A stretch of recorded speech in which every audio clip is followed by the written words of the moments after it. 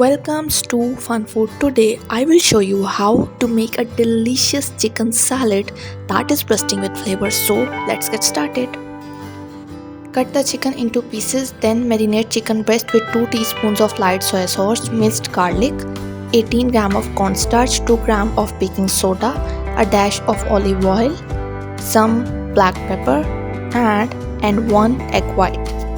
The next step is to cut the potatoes into pieces and boil it for at least 2 minutes. Toss them in olive oil, black pepper, and a hint of cumin powder.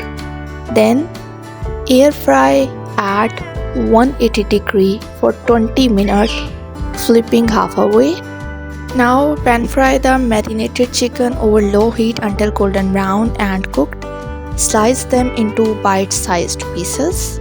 The chicken looks so yummy and delicious.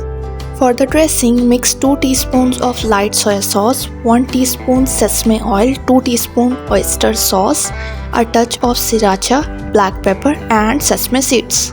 Now assemble the salad with fresh lettuce, sliced chicken, roasted potatoes, half cherry tomatoes and orange segments. Drizzle with the dressing. If you like my recipe, hit the subscribe button.